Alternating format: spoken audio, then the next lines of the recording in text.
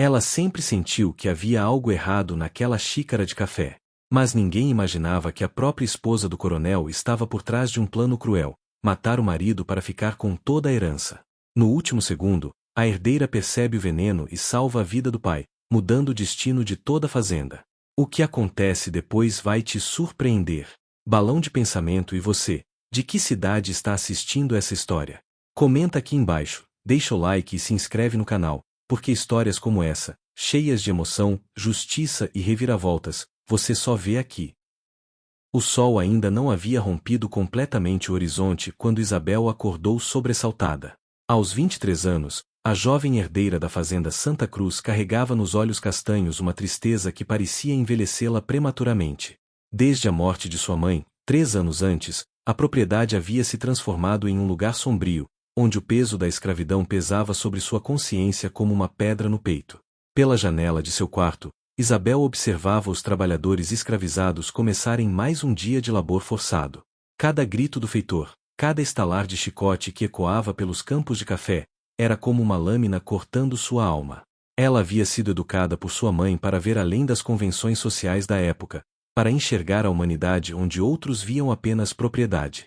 Dona Eulália, antes de falecer, havia plantado em sua filha as sementes da compaixão e da justiça, sementes que agora cresciam como árvores frondosas em seu coração. O coronel Augusto Mendes, seu pai, era um homem diferente desde que se casara novamente. Viúvo por apenas 6 meses, ele havia sucumbido aos encantos de Violeta, uma mulher 20 anos mais jovem, de beleza estonteante e ambições ainda mais impressionantes. Isabel nunca confiara na madrasta, cujos olhos verde-esmeralda pareciam calcular cada movimento, cada palavra, como peças em um tabuleiro de xadrez onde todos eram meros peões em seu jogo de poder. Naquela manhã específica, algo no ar parecia diferente. Isabel sentiu um arrepio percorrer sua espinha quando ouviu passos apressados no corredor. Era Josefina, uma mulher escravizada que trabalhava na casa grande desde criança e que havia sido como uma segunda mãe para Isabel. Seus olhos estavam arregalados de pavor, e suas mãos tremiam enquanto segurava a barra do vestido de Isabel. Sinhazinha, sussurrou Josefina, olhando nervosamente para os lados, preciso lhe contar algo terrível. Mas a senhora tem que me prometer que não vai deixar ninguém saber que fui eu quem contou. Isabel pegou as mãos da mulher, sentindo-as geladas apesar do calor que já começava a se formar. Pode falar, Josefina. Sabe que pode confiar em mim. A revelação que se seguiu deixou Isabel paralisada de horror. Josefina havia presenciado, na noite anterior, Violeta despejando um pó branco na xícara de porcelana que o coronel usava todas as manhãs para seu café. A madrasta não sabia que estava sendo observada através de uma fresta na porta da despensa. O veneno havia sido cuidadosamente dissolvido, e a xícara já estava posicionada na bandeja que seria levada ao escritório do coronel, onde ele invariavelmente começava seu dia revisando os livros de contabilidade da fazenda. Isabel sentiu suas pernas fraquejarem. Precisava agir, e rápido. O café seria servido dali a menos de meia hora. Mas sabia que não poderia simplesmente acusar Violeta sem provas concretas. Seu pai estava cegamente apaixonado pela esposa, e duvidaria da palavra da própria filha. Não, precisava de um plano mais elaborado, algo que não apenas salvasse a vida de seu pai, mas também expusesse a verdadeira natureza da mulher que havia se infiltrado em suas vidas como uma serpente entre as flores. Isabel dispensou Josefina com instruções precisas para que agisse normalmente, sem levantar suspeitas.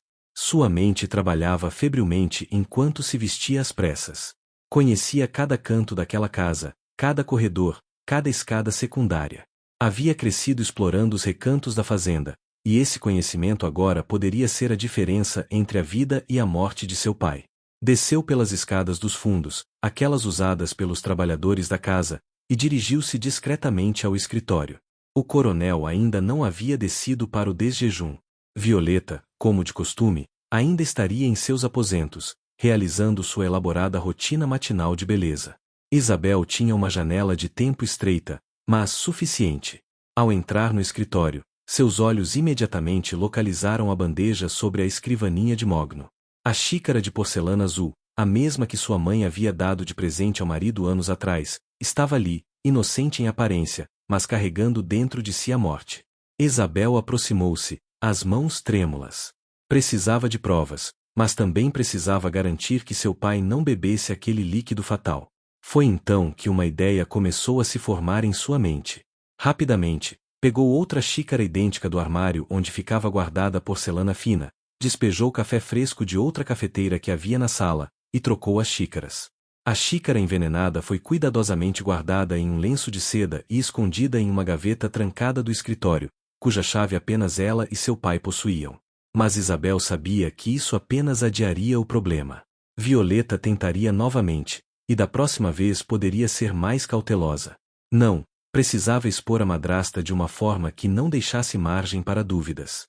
E então, como um relâmpago de inspiração, um plano começou a tomar forma em sua mente. Um plano arriscado, mas que poderia não apenas salvar seu pai, mas também plantar as sementes para algo que ela sonhava há muito tempo: a libertação dos escravizados da fazenda Santa Cruz. O som de passos pesados nas escadas principais anunciou a chegada do coronel. Isabel rapidamente saiu do escritório pela porta lateral, escondendo-se atrás de uma coluna no corredor. Observou seu pai entrar no cômodo, um homem corpulento de 58 anos, cabelos grisalhos e bigode espesso, caminhando com a autoridade de quem sempre esteve acostumado a ser obedecido. Através da porta entreaberta, Isabel viu seu pai aproximar-se da escrivaninha, pegar a xícara de café e levá-la aos lábios. Seu coração quase parou de bater. Havia trocado as xícaras. Sim, tinha certeza. Mas e se tivesse cometido algum erro? E se, na pressa, tivesse pegado a xícara errada? O coronel Augusto bebeu um longo gole do café, saboreando o líquido quente. Isabel deixou escapar um suspiro de alívio tão discreto quanto audível. Seu pai estava salvo, pelo menos por enquanto. Mas a guerra estava apenas começando, e ela precisaria de aliados para vencer a batalha que se aproximava. Os dias que se seguiram foram de uma tensão quase insuportável para Isabel. Ela precisava agir como se nada soubesse, manter a normalidade enquanto arquitetava seu plano nos bastidores. Violeta, por sua vez, parecia cada vez mais frustrada e confusa. O coronel continuava vivo e vigoroso, aparentemente imune ao veneno que deveria tê-lo matado há dias. Isabel aproveitou esse tempo para se aproximar de algumas pessoas-chave na fazenda. Primeiro, procurou o Dr. Henrique Tavares, médico da família e velho amigo de sua falecida mãe. Era um homem de princípios, que sempre havia demonstrado desconforto com a instituição da escravidão, embora nunca tivesse tido coragem de se manifestar abertamente contra ela. No consultório do médico, localizado na pequena vila próxima à fazenda, Isabel entregou-lhe a xícara envenenada, ainda envolva no lenço de seda. Doutor Henrique, disse ela com voz firme, preciso que o senhor analise o conteúdo desta xícara. Creio que encontrará algo muito perturbador. O médico, intrigado, prometeu realizar os testes necessários. 3 dias depois, retornou à fazenda com o rosto pálido e as mãos trêmulas segurando um envelope lacrado. Isabel, disse ele em voz baixa, após certificar-se de que estavam sozinhos na biblioteca, encontrei arsênico em quantidade suficiente para matar 3 homens. Onde conseguiu isso? Isabel contou-lhe toda a história, desde a revelação de Josefina até a troca das xícaras. O doutor Henrique escutou em silêncio crescente horror. Seu pai precisa saber, declarou ele. Precisa saber que tipo de mulher acolheu em sua casa e em seu coração. Ainda não, respondeu Isabel. Meu pai está cego de paixão.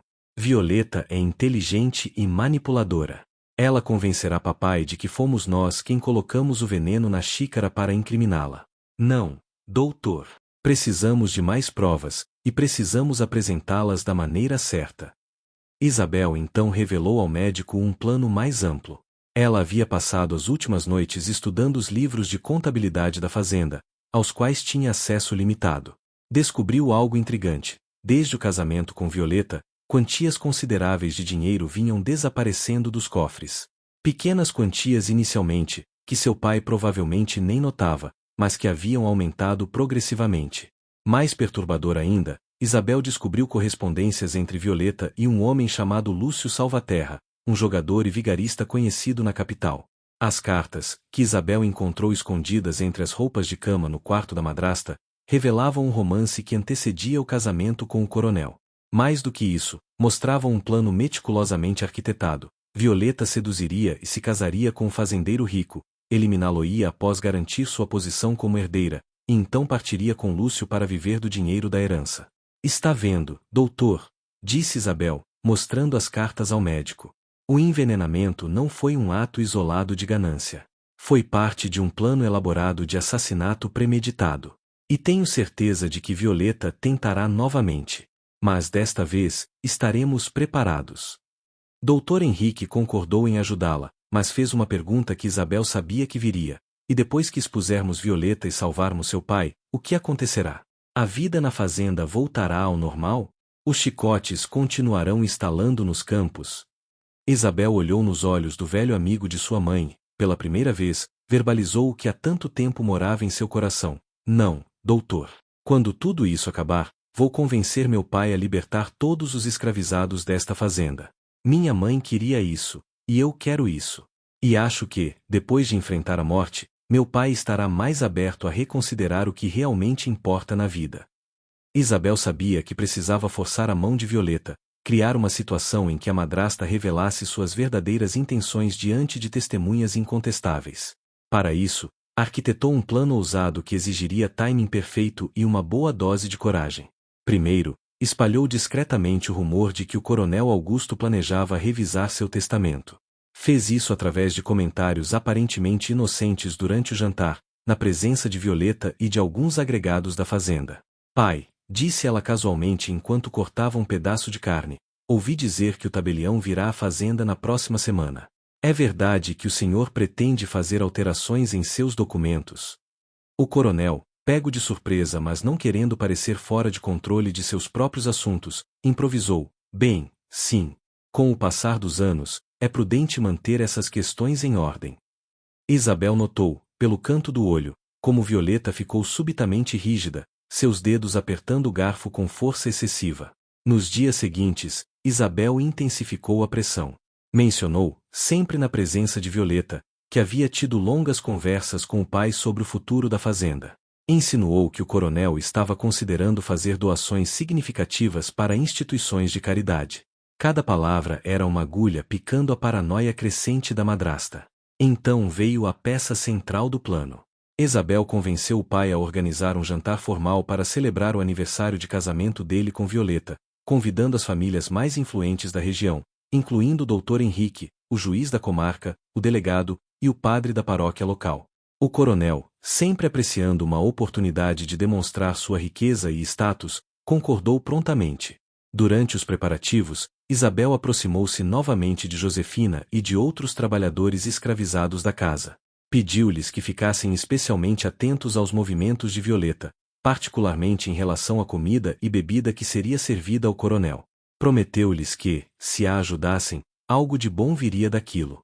Os escravizados, que já nutriam profunda desconfiança e até medo de Violeta devido ao seu temperamento cruel quando longe dos olhos do coronel, concordaram em vigiar a patroa.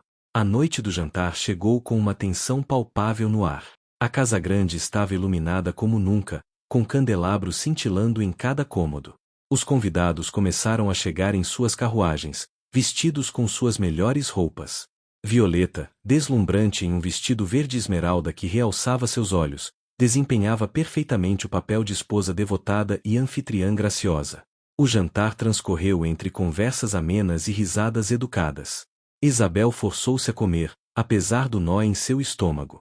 Sabia que o momento crucial se aproximava. Havia instruído Josefina a preparar café especial para o coronel após o jantar, usando sua xícara favorita de porcelana azul, aquela mesma que Violeta havia usado para o primeiro envenenamento. Enquanto os convivas se moviam para a sala de estar para o café e digestivos, Isabel viu Violeta sussurrar algo para uma das criadas e afastar-se discretamente em direção à cozinha. Seu coração começou a bater mais rápido. Era agora ou nunca. Discretamente, Isabel fez um sinal para Dr. Henrique e para Josefina, que estava posicionada estrategicamente próxima à porta da cozinha. O que Violeta não sabia era que, desta vez, não estava sozinha. Josefina seguiu silenciosamente, acompanhada de duas outras testemunhas que Isabel havia posicionado estrategicamente. E desta vez, Isabel também estava lá, escondida atrás da porta da despensa, com uma visão clara da cozinha através de uma abertura estratégica. Isabel testemunhou, com seus próprios olhos, Violeta retirando um pequeno frasco do bolso escondido em seu vestido e despejando seu conteúdo na xícara de porcelana azul. A madrasta olhou ao redor nervosamente, certificando-se de estar sozinha, antes de guardar o frasco e alisar o vestido, recompondo-se para retornar à sala. Mas quando Violeta virou-se para sair, encontrou Isabel bloqueando seu caminho, acompanhada de Josefina e das outras testemunhas. O rosto da madrasta empalideceu, depois ficou vermelho de fúria. O que significa isso? Exigiu ela, tentando manter a compostura. Como se atreve a espionar-me em minha própria casa? Não é sua casa, respondeu Isabel com voz calma mas firme. E todos nós vimos o que acabou de fazer. Venha, acho que há algumas pessoas na sala que gostariam de ouvir o que tem a dizer. O que se seguiu foi uma cena que ficaria gravada na memória de todos os presentes. Isabel entrou na sala de estar segurando a xícara envenenada com um lenço, seguida por Violeta, que tentava desesperadamente manter a compostura diante das testemunhas que a haviam flagrado. Os convidados olharam surpresos para a procissão incomum. Senhoras e senhores, começou Isabel, sua voz tremendo levemente mas ganhando força a cada palavra, peço desculpas por interromper nossa celebração, mas há um assunto de extrema gravidade que não pode esperar. Ela colocou a xícara sobre uma mesa central, onde todos pudessem vê-la. O coronel Augusto levantou-se, confuso e começando a ficar irritado. Isabel, o que diabos está acontecendo? Que falta de decoro é essa? Pai, respondeu Isabel, encarando-o diretamente, esta xícara contém veneno. Veneno que foi colocado ali há menos de 5 minutos por sua esposa, Violeta. Não é a primeira vez que ela tenta envenená-lo. Há 2 semanas, ela colocou arsênico em seu café matinal. Eu troquei as xícaras e salvei sua vida. Desta vez, garanti que houvesse testemunhas. O silêncio que se seguiu foi ensurdecedor. Todos os olhos se voltaram para Violeta, que estava pálida como a morte. Isso é ridículo, ela finalmente explodiu. São mentiras de uma garota invejosa que nunca aceitou meu casamento com seu pai. Ela está inventando essas histórias absurdas para nos separar. Absurdas, interveio o Dr. Henrique, levantando-se e caminhando até a mesa onde estava a xícara.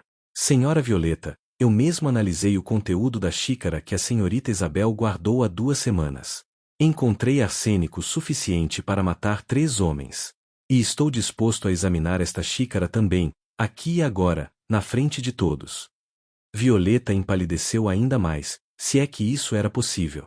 Seus olhos corriam freneticamente pela sala, procurando uma saída, uma explicação plausível. O coronel Augusto havia se sentado pesadamente em sua poltrona, o rosto confuso transitando entre descrença, raiva e horror crescente.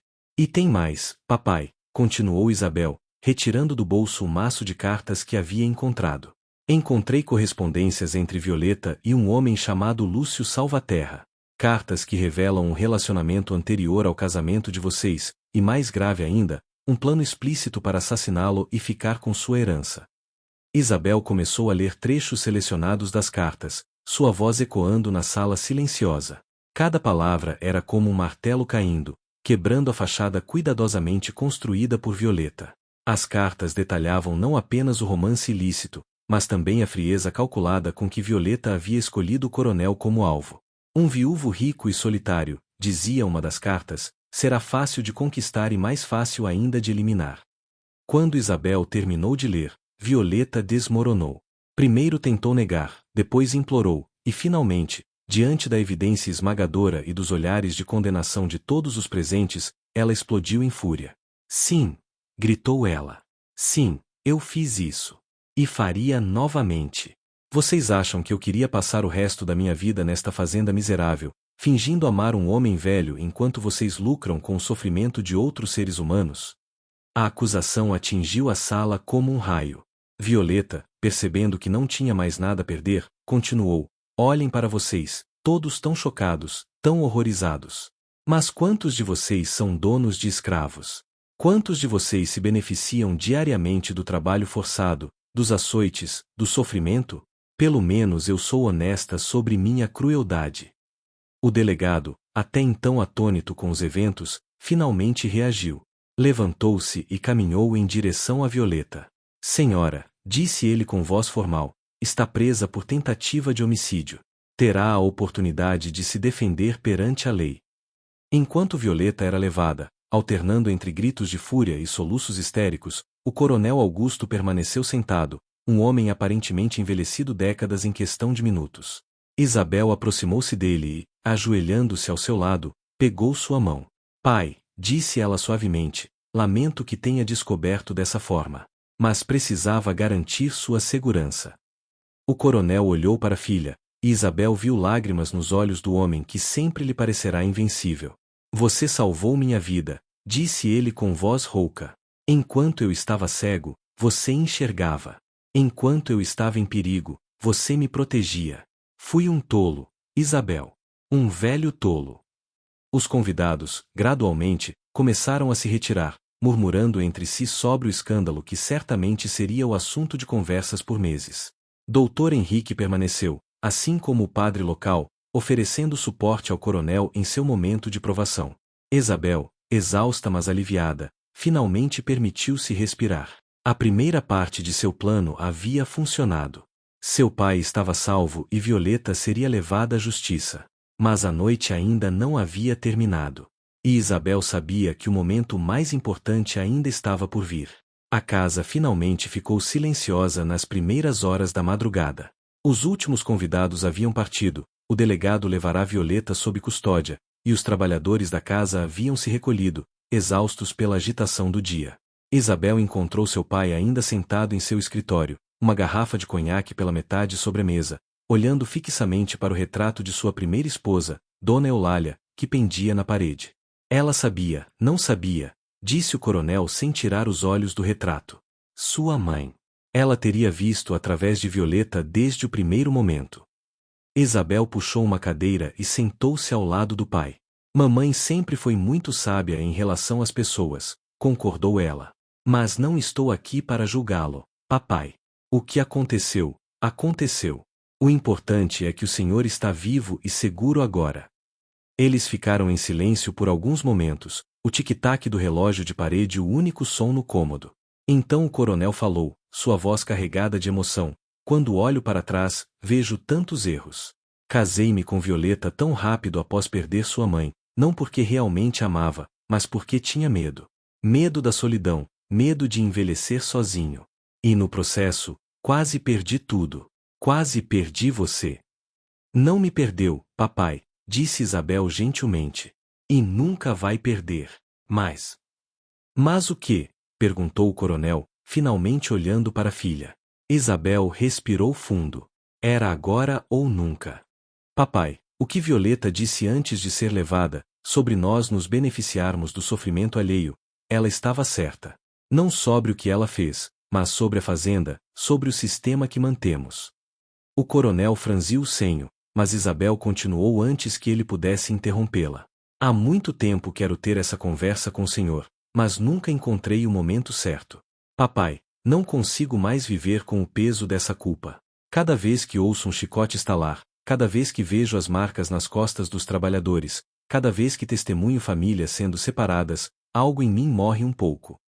Isabel, não é tão simples assim, começou o coronel, mas a filha levantou a mão delicadamente. Eu sei que não é simples. Sei que nossa riqueza, nossa posição social, tudo está construído sobre esse sistema. Mas papai, mamãe não pensava assim. Antes de morrer, ela me disse que sonhava com o dia em que esta fazenda seria trabalhada por pessoas livres, que receberiam salário justo por seu trabalho. Ela me fez prometer que nunca desistiria dessa visão. O coronel levantou-se e caminhou até a janela, olhando para as senzalas que se estendiam na distância, onde pequenas luzes de lamparinas ainda brilhavam na escuridão. Sua mãe sempre foi idealista, disse ele, mas sua voz não tinha o tom de crítica que Isabel esperava. Havia algo mais ali, talvez saudade, talvez respeito.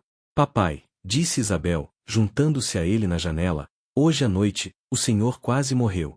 Quase perdeu tudo.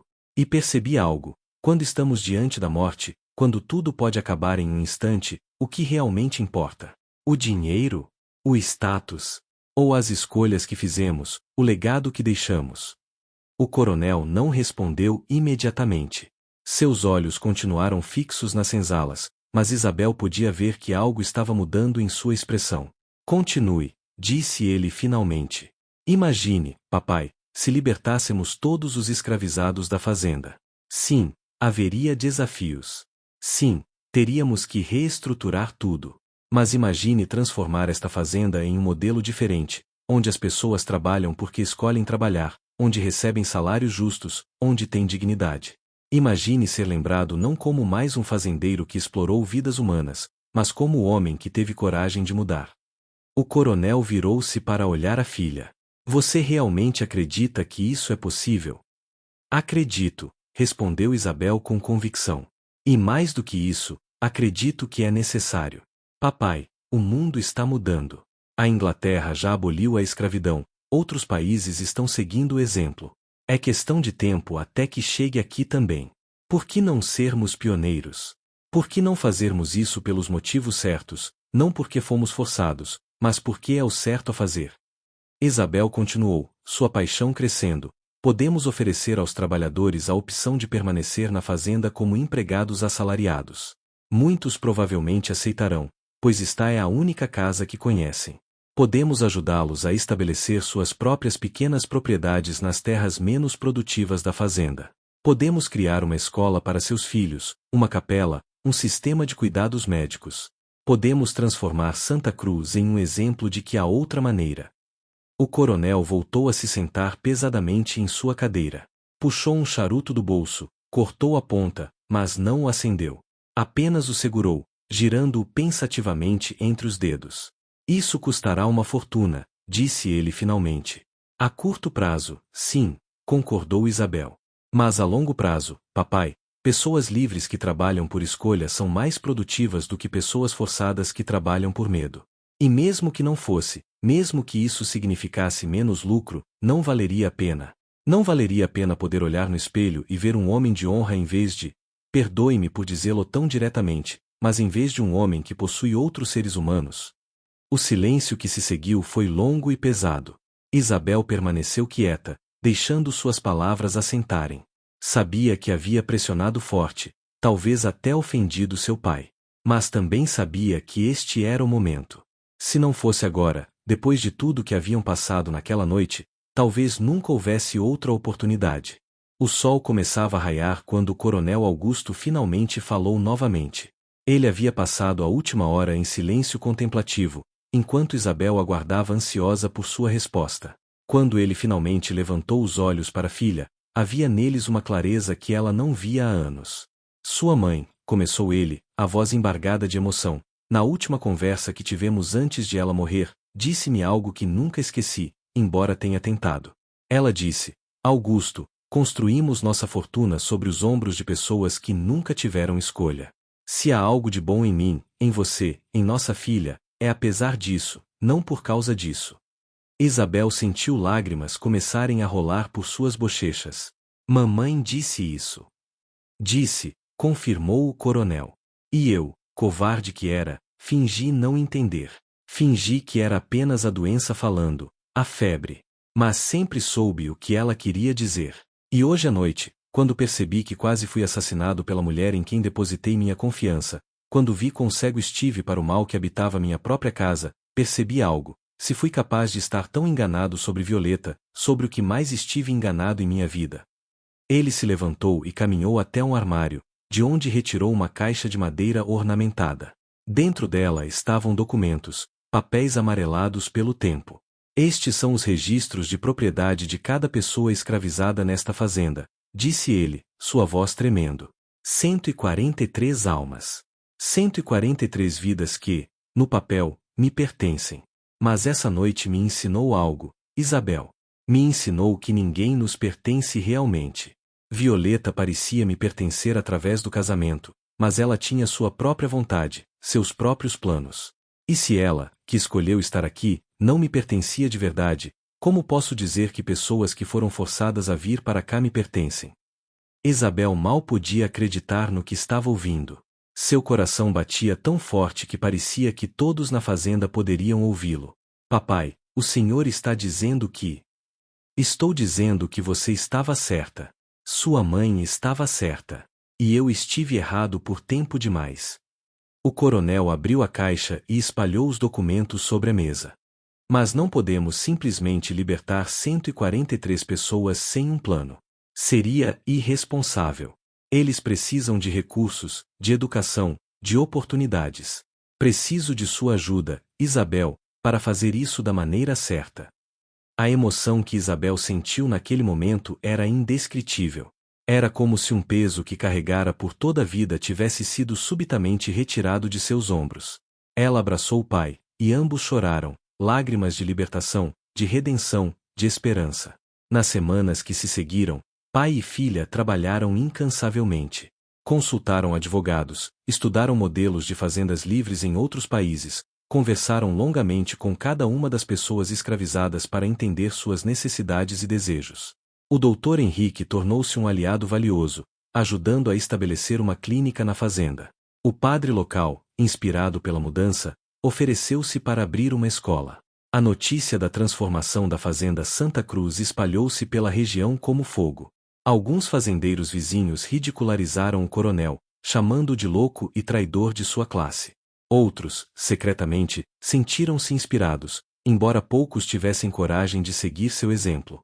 3 meses após aquela noite fatídica, em uma manhã clara de domingo, toda a fazenda reuniu-se no pátio central. O coronel Augusto, com Isabel ao seu lado e o tabelião presente como testemunha oficial, leu em voz alta a carta de alforria coletiva. Cada nome foi pronunciado, cada pessoa foi chamada para receber seu documento de liberdade. Havia lágrimas, gritos de alegria, abraços. Josefina, que servirá a família por 40 anos, caiu de joelhos chorando, segurando seu documento como se fosse o tesouro mais precioso do mundo. Famílias se abraçavam, crianças corriam livres pela primeira vez em suas vidas, sabendo que eram donos de seu próprio destino. Mas a liberdade sem oportunidade é uma liberdade vazia, anunciou o coronel quando a celebração inicial acalmou-se. Por isso, estamos oferecendo a todos vocês a chance de permanecer aqui, não mais como propriedade, mas como trabalhadores assalariados. Receberão pagamento justo, terão casas decentes, acesso à educação para seus filhos e cuidados médicos para suas famílias. Para aqueles que preferirem partir e buscar seus caminhos, ofereceremos recursos iniciais para ajudá-los a começar uma nova vida. A maioria escolheu ficar, pelo menos inicialmente. Santa Cruz era tudo o que conheciam, e a oferta do coronel era generosa, algo inédito naquela região. Mas alguns partiram, e o coronel e Isabel respeitaram suas decisões, fornecendo-lhes dinheiro e cartas de recomendação. A transformação não foi fácil. Houve desafios, ajustes, momentos de dúvida. A produtividade caiu inicialmente, até que o novo sistema se estabelecesse. As finanças ficaram apertadas. Outros fazendeiros tentaram sabotar, recusando-se a negociar com o coronel. Mas lentamente, algo extraordinário começou a acontecer. Os trabalhadores livres, motivados por salários justos e tratamento digno, começaram a se dedicar de maneira que nunca haviam feito antes. Sugeriram melhorias, inovações. A qualidade do café produzido em Santa Cruz aumentou notavelmente. Comerciantes da capital, intrigados pela história da fazenda, começaram a procurar especificamente o café de Santa Cruz, dispostos a pagar preços premium por um produto associado a trabalho livre. Um ano após a libertação, a fazenda Santa Cruz era mais próspera do que nunca havia sido. Mas mais importante que a prosperidade financeira era a transformação humana. Crianças frequentavam a escola que Isabel ajudara a estabelecer. Famílias viviam em casas decentes. Não havia mais chicotes, não havia mais senzalas, não havia mais o peso esmagador da escravidão. Isabel, agora com 25 anos, tornará-se conhecida em toda a região como a Anjo da Libertação. Recebia cartas de outras fazendas, de pessoas que queriam aprender com o modelo de Santa Cruz. Ela respondia pacientemente a cada uma, compartilhando suas experiências, encorajando outros a seguir o mesmo caminho. Quanto a Violeta, foi julgada e condenada a 20 anos de prisão por tentativa de homicídio. Lúcio Salvaterra, seu cúmplice, foi capturado tentando fugir do país e recebeu sentença similar. O escândalo foi imenso, mas com o tempo, a história da redenção da fazenda Santa Cruz superou a história do crime que quase destruiu a família Mendes. O coronel Augusto, transformado pela experiência, tornou-se um defensor vocal da abolição. Usou sua influência e recursos para apoiar o movimento abolicionista, fazendo discursos, escrevendo artigos, pressionando políticos.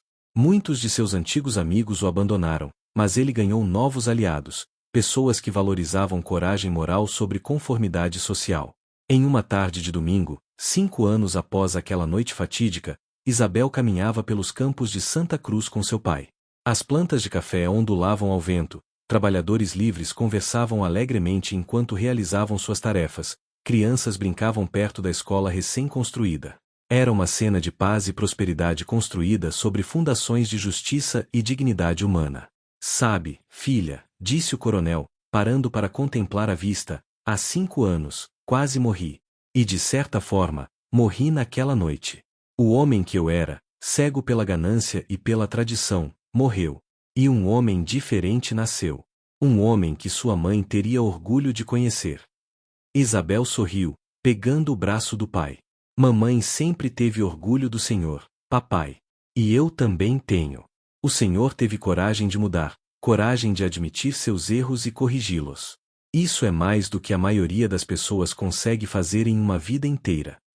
Não, corrigiu o coronel gentilmente. Você teve coragem.